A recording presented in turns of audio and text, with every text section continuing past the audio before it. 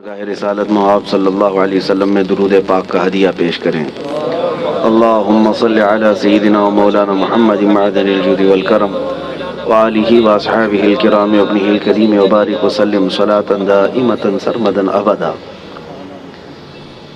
الحال جو حالات ہیں ابھی پوری دنیا جس کی طرف آج متوجہ ہے وہ ترکی اور سیریا وغیرہ کے ملک شام کے زلزلے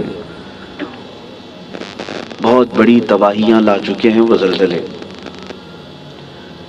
جو اعداد و شمار پیش کیے جاتے ہیں گورنمنٹ کی طرف سے وہ ایک محدود انداز میں ہوتا ہے، اور نہ جانے اس ملبے کے اندر ابھی کتنی لاشیں دبی ہوں گی، کتنے لوگ زخمی ہو کر اپنی زندگیوں سے ہاتھ دھو چکے ہوں گے۔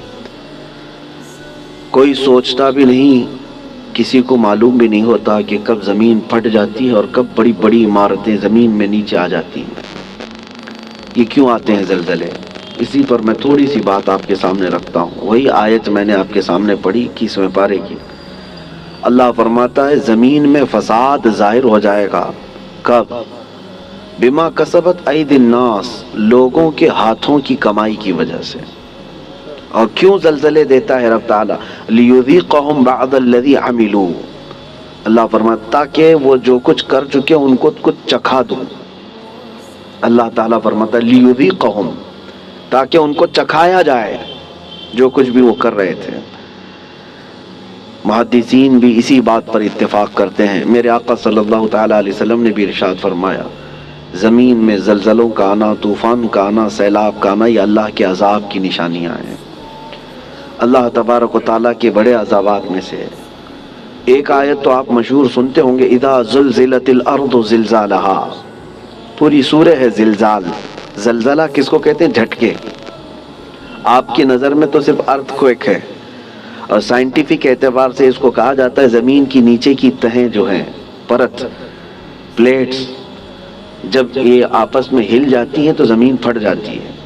اندر لاوا ہوتا ہے زمین کے اندر، وہ ابل رہا ہوتا ہے، اور یہ پلیٹ جو ہے ڈس بیلنس ہوتی ہیں تو زمین کے اندر دراڑ آ جاتی ہے۔ سائنٹیفک اعتبار سے ان کی تحقیقات ہیں۔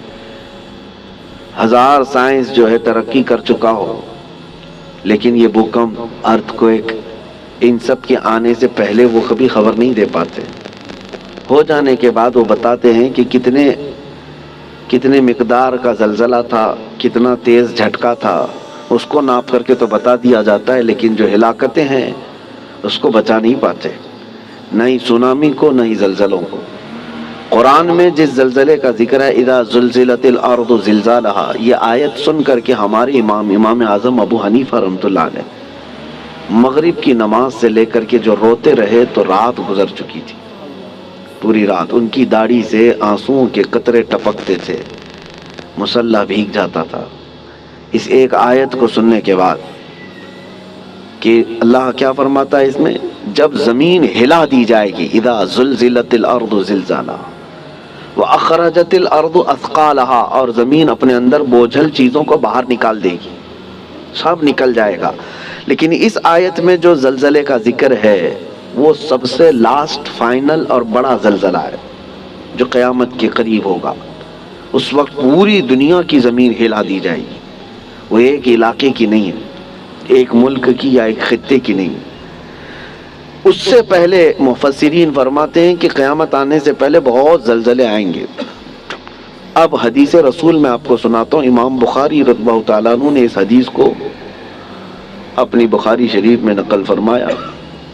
اللہ کے حبیب صلی اللہ تعالیٰ علیہ وسلم نے ارشاد فرمایا جب امانتیں ضائع ہونے لگ جائیں، زنا عام ہو جائے اور گانے بازی کی کثرت ہونے لگ جائے، حضور پاک صلی اللہ علیہ وسلم فرماتے ہیں زمین میں زلزلوں کی کثرت ہوگی، ہر جگہ زلزلے آنے شروع ہو جائیں گے اور قیامت قریب ہوگی، ایک زمانہ دوسرے زمانے سے نہایت قریب ہو جائے گا۔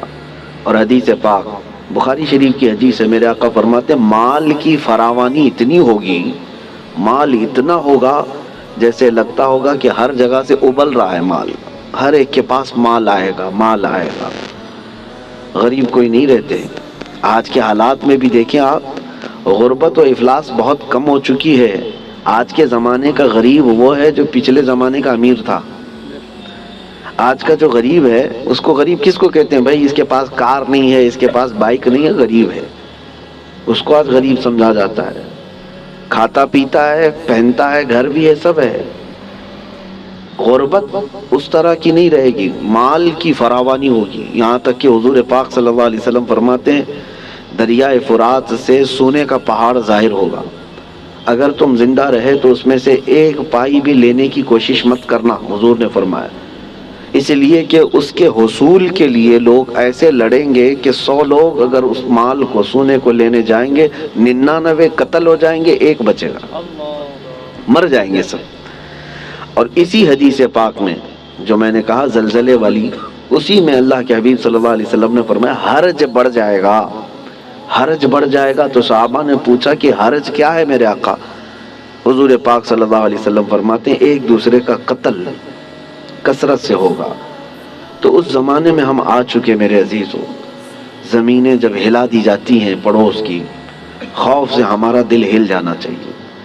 حضرت عمر ابن عبدالعزیز رضی اللہ تعالیٰ عنہ 5ویں خلیفہ راشد ہیں، ان کے زمانے میں کسی ملک میں زلزلہ آیا، زمین ہل گئی، تو وہاں کے جو گورنر تھے، وہاں کے جو ذمہ دار تھے، حاکم تھے، ان کے نام پر حضرت عمر ابن عبدالعزیز نے فوراً خط جاری کیا کہ جیسے ہی زلزلہ آیا، حالانکہ وہ زمانہ عمر ابن عبدالعزیز کا تھا، عدل و انصاف کا زمانہ، ان کے زمانے میں جس جگہ پر زلزلہ آیا تھا اس جگہ انہوں نے اتنا ٹائٹ کر دیا، کورونا میں جیسے کوارنٹائن وغیرہ کے معاملات، ایسے حضرت عمر ابن عبدالعزیز نے سارے لوگوں کو ٹائٹ کر دیا، کہا اس پورے خطے کے لوگ کثرت سے استغفار کریں، سب استغفار میں مشغول ہو جائیں، کوئی ایک بندہ بھی نہ رہے۔ اور پھر وہاں کے حاکموں کو اور وہاں کے جو گورنر تھے ان کو خط لکھا کہ جتنا تمہارے پاس ہے سب کا سب صدقہ کر دو، خیرات کر دو، الصدقۃ تطفئ البلایا، میرے آقا صلی اللہ علیہ وسلم نے فرمایا صدقہ بلاؤں کو ٹال لیتا ہے، تمہارے پاس جو ہے وہ صدقہ کر دو، اس لیے کہ اللہ کا غضب تمہارے ہاں آیا ہے، اللہ کا عذاب تمہارے شہر میں آیا ہے، زلزلہ آیا ہے۔ تو سارے لوگوں پر آپ نے لازم کر دیا تھا کہ استغفار میں مشغول ہو جائیں اور صدقہ و خیرات کثرت سے کرنے لگ جائیں۔ عزیزان گرامی وقار، اور ابھی 3 اور بڑے زلزلے آنے والے ہیں جس کی بشارت میرے آقا صلی اللہ علیہ وسلم نے فرمایا، عرب کی سرزمین پر آئے گا، مشرق میں اور مغرب میں، یعنی ایک ایسٹ میں، ایک ویسٹ میں، اور ایک عرب کی سرزمین۔ ایک قیامت سے پہلے 3 بہت بڑے زلزلے آنے والے ہیں جس میں لاکھوں لوگ دھس جائیں گے، زمین اتنی تیز پھٹے گی کہ ہزاروں کی نہیں لاکھوں کی تعداد اس میں زمین میں چلی جائے گی۔ مشرق میں ہم لوگ بھی آتے ہیں، ویسٹرن میں دوسری کنٹریز ہیں، آپ کو پتہ یورپ وغیرہ، اور عرب ہے۔ اور ان زلزلوں کے متعلق جو فرمایا گیا وہ قیامت سے قریب آنے والے ہیں، وہ بڑی نشانیوں میں سے ہیں۔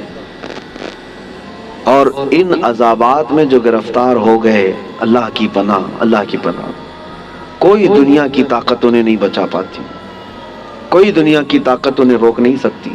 اسی لیے آج میں یہ میسج دینا چاہ رہا تھا کہ کثرت سے استغفار میں لگ جائیں، جتنا زیادہ ہو سکے، صرف اپنے لیے نہیں، اپنے بھائیوں کے لیے۔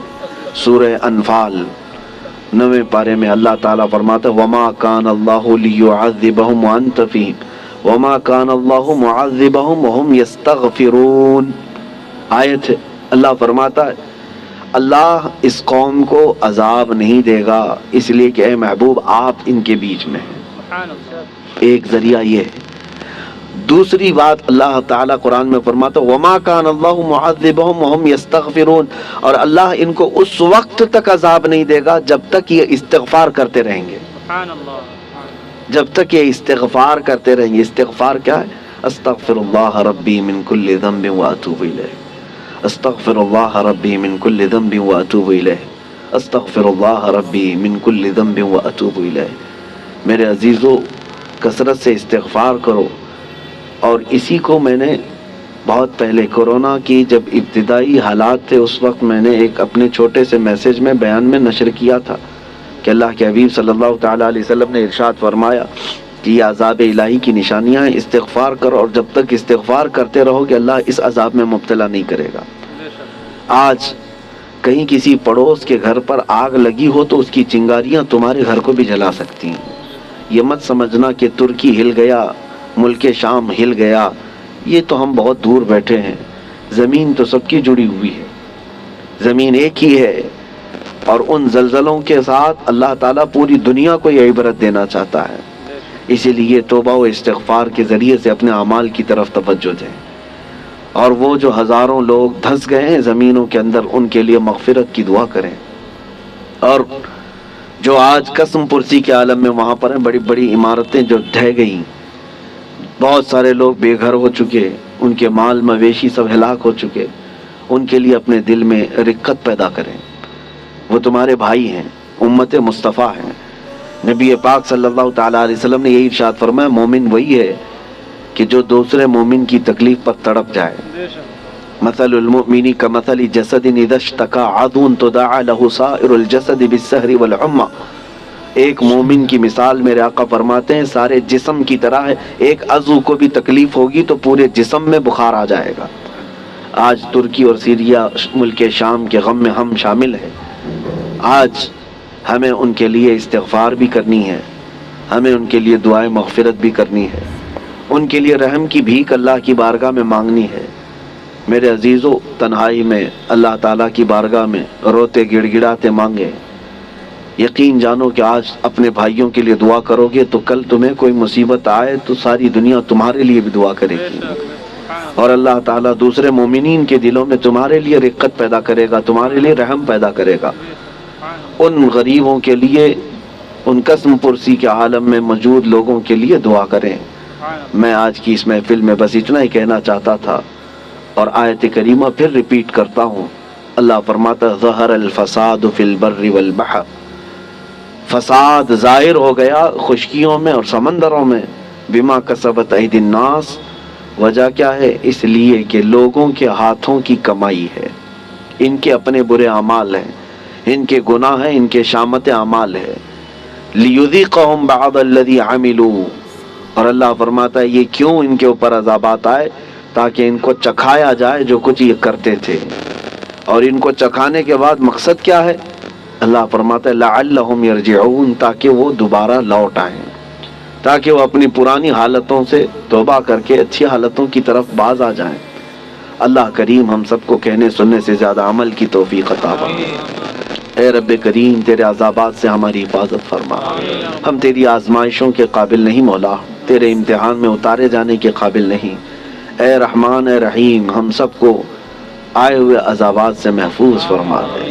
اے کریم خدا، تیرے رسول نے جو دعا کیا تھا تیرے دربار میں وہی دعا کرتا ہوں۔ اللہم انی اسألک من خیر ما سألک منہ نبیک سیدنا محمد صلی اللہ علیہ وسلم، اللہم انی اعوذ بک من شر ما استعاذک منہ نبیک سیدنا محمد صلی اللہ علیہ وسلم، اللہم ان اردت بعبادک فتنة فاقبضنا غیر مفتونین، فاقبضنا غیر مفتونین، فاقبضنا غیر مفتونین۔ اے اللہ اگر تو نے اپنے بندوں کے آزمائش کا ارادہ کر لیا ہے تو مولا ہمیں بغیر آزمائش کے اس دنیا سے اٹھا لے، ہمیں بغیر فتنوں میں مبتلا کیے تو اپنی بارگاہ میں بلا لے۔ اے اللہ ایمان کی سلامتی اور عزت کی سلامتی کے ساتھ دنیا سے ہمیں رخصتی عطا فرما۔ وصلی اللہ تعالی علی خیر خلق محمد وآلہ واصحابہ اجمعین برحمتک یا ارحم الراحمین۔ السلام علیکم ورحمۃ اللہ وبرکاتہ۔ دوستو مجھے امید ہے آپ لوگوں کو یہ والا بیان بہت زیادہ پسند آیا ہوگا۔ مفتی سلمان نظری صاحب کی زبانی آپ لوگوں نے یہ بیان سنا، بہت ہی پیارا بیان کیا حضرت نے۔ اگر آپ کو یہ ویڈیو اچھی لگی تو اس ویڈیو کو زیادہ سے زیادہ لائک کیجیے، شیئر کیجیے، اور اگر آپ لوگ ہمارے چینل پہ نئے ہیں تو سبسکرائب کیجیے، کیونکہ میں اسی ٹائپ کے بیانات تقریریں ڈالتا رہتا ہوں۔ اب میں ملتا ہوں آپ سے اگلی ویڈیو میں، جب تک کے لیے اللہ حافظ۔